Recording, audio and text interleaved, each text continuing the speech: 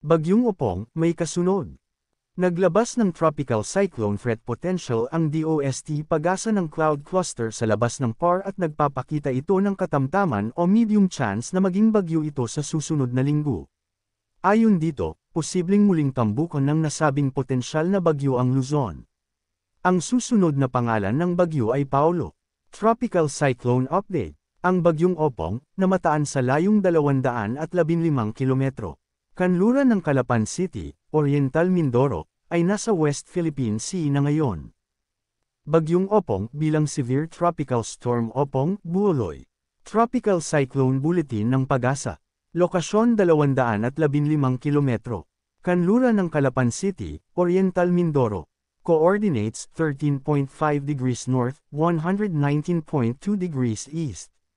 Pinakamalakas na lakas ng hangin, 10-minute average, 110 km per hour. Pagbogso, 135 km per hour. Galaw, Kanlurang Hilagang Kanluran, west-northwest, WNW, sa bilis na 30 km per hour. Presyon sa sentro, 985 hectopascals o hectopascals o millibars. Lawak ng lakas ng hangin, umabot hanggang 400 kilometro, galing sa sentro. Papalayo na ito sa bansa. Dahil dito, makakaranas ng mabagyong panahon na posibleng magdulot ng pagbaha o pagguho ng lupa dahil sa katamtaman hanggang malakas na pag-ulan at minor hanggang katamtaman ang banta sa buhay at ari-arian dahil sa strong winds sa Cavite, Batangas, Occidental Mindoro, Oriental Mindoro, at ang hilagang bahagi ng Palawan. Dahil din dito, makakaranas ng maulan na may pabagso-bagsong hangin na posibleng magdulot ng pagbaha o pagguho ng lupa dahil sa katamtaman hanggang malakas na pag-ulan at minor hanggang katamtaman ang banta sa buhay at ari-arian dahil sa strong winds sa nalalabing bahagi ng Metro Manila, Bataan, Pampanga, Bulacan, Rizal, Laguna, Marinduque, Romblon, Antique, at Aklan.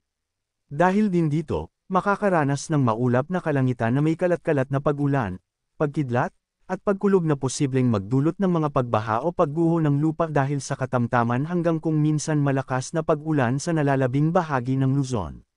Dahil sa trough nito, makakaranas ng paminsan-minsan na pag-ulan na posibleng magdulot ng mga pagbaha o pagguho ng lupa dahil sa katamtaman hanggang malakas na pag-ulan sa nalalabing bahagi ng Luzon kabilang ang Bicol Region.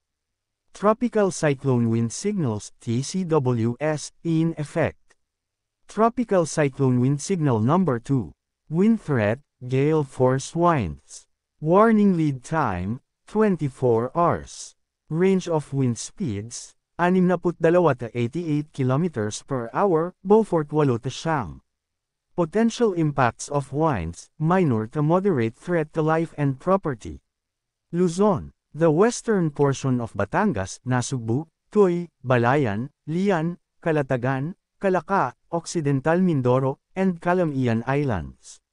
Tropical Cyclone Wind Signal 1. Wind Threat, Strong Winds.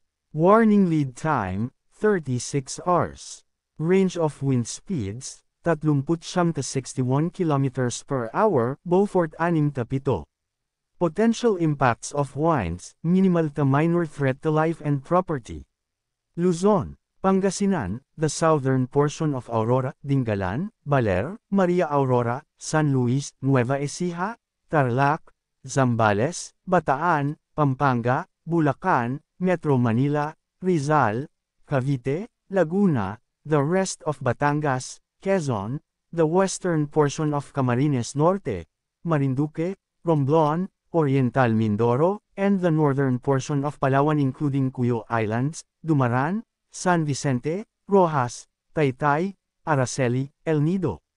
Visayas, Aklan, the northern portion of Antique, Patnongon, Barbaza, Pandan, San Jose, Bugasong, Kulasi, Sebaste, Tibiao, Bilison, Lawaan, Libertad, including Kaluya Islands, and the western portion of Capiz, Sapian, Tapaz, Mambusaw, Hamindan.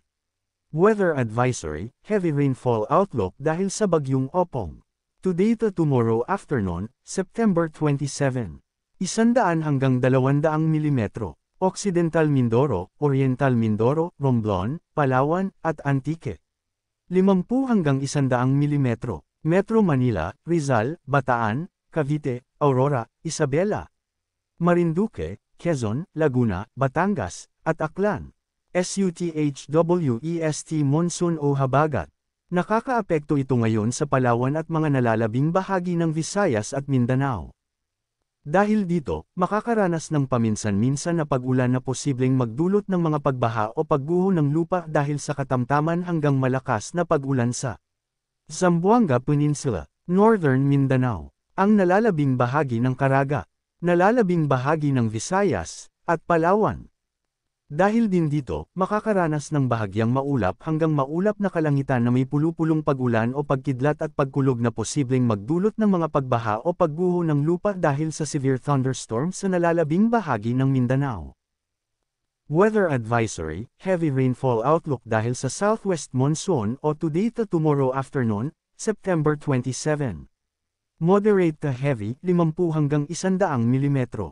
Negros Occidental, Negros Oriental, Iloilo, Capiz, at Guimaras. Paalala, posibleng magbago pa ang forecast. Pinapaalalahanan ang lahat na manatiling updated sa lagay ng panahon at sa posibleng tatahakin at magiging lakas ng sama ng panahon sa susunod na mga araw.